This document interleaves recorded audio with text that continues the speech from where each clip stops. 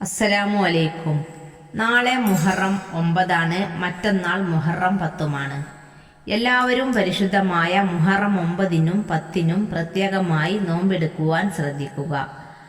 പകലിലും രാത്രിയിലും അസ്തഗ്ഫിറുല്ലാഹൽ അലീം എന്ന ദിക്റും സ്വലാത്തും ഖുർആൻ പാരായണവും സദഖയുമൊക്കെ ധാരാളമായി ചെയ്ത് റബ്ബിനോട് ശുക്ർ ചെയ്ത് ദിക്റുകൾ അധികരിപ്പിച്ച് റബ്ബിലേക്ക് അടുക്കുവാൻ ശ്രേഷ്ഠമായ ഈ ദിവസങ്ങൾ നാം ഉപയോഗപ്പെടുത്തണം.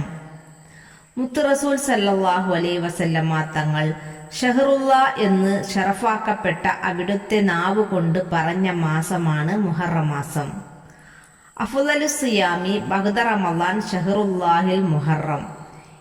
പരിശുദ്ധമായ ഈ മാസത്തിന് വളരെയധികം ശ്രേഷ്ഠതയുണ്ട്. 9-നും 10-നും നോമ്പെടുക്കുക. 10 പ്രത്യേകം ശ്രദ്ധിക്കുക. നോമ്പ് മാത്രം പോരാ, നമ്മുടെ കുടുംബാംഗങ്ങൾക്ക് പ്രത്യേകമായി വിശാലത ചെയ്യണം. കുട്ടികളും മുതിർന്നവരും ആഗ്രഹിക്കുന്ന പ്രത്യേക തരം ഭക്ഷണമുണ്ടാകും. അതെല്ലാം അവർക്ക് കഴിക്കാൻ ഉണ്ടാക്കി കൊടുക്കണം. ഭക്ഷണം കൊടുക്കൽ വളരെ ഖൈറായ ഒരു കാര്യമാണ്. വളരെ പ്രാധാന്യത്തോടെ പൂർവികർ പരിഗണിച്ചു പോന്ന മാസവും ദിവസവുമൊക്കെയാണിത് എന്ന് നാം ശ്രദ്ധിക്കുക. ഭൂമിയിലുള്ളവരോട് നാം കാരുണ്യം കാണിച്ചാൽ ആകാശത്തുള്ളവൻ നമ്മോട് കാരുണ്യം കാണിക്കുമെന്നാണ്. നമ്മുടെ കാരുണ്യത്തിന് ഏറ്റവും കൂടുതൽ വിധേയമാവേണ്ടത് നമ്മുടെ കുടുംബാംഗങ്ങളാണ്.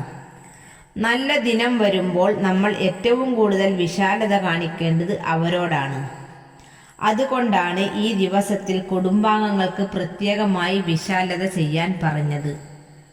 മുഹറം 10-ന്റെ ദിവസം കുടുംബത്തിന് ഭക്ഷണത്തിലും മറ്റും വിശാലത ചെയ്താൽ ആ വർഷം മുഴുവനും ഐശ്വര്യവും സമൃദ്ധിയും ഉണ്ടാകുന്നതാണ്.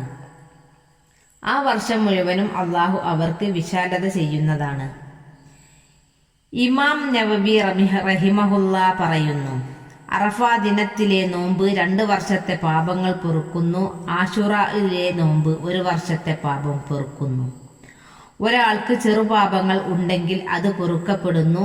ചെറുപാപങ്ങളോ വൻപാപങ്ങളോ ഇല്ലെങ്കിൽ അവ അവന് നന്മയായി രേഖപ്പെടുത്തുകയും അവന്റെ പദവികൾ വർദ്ധിപ്പിക്കുകയും ചെയ്യുന്നു. ഇനി ഒരാൾക്ക് ചെറുപാപങ്ങളില്ല, വൻപാപങ്ങൾ മാത്രമാണ് ഉള്ളതെങ്കിൽ അവൻ പാപങ്ങളുടെ പാപഭാരം ആ നോമ്പ് കാരണത്താൽ കുറയുന്നതാണ്. അള്ളാഹു നമ്മുടെ തെറ്റുകുറ്റങ്ങൾ മാപ്പാക്കി തരട്ടെ. ആമീൻ യാ റബ്ബൽ ആലമീൻ.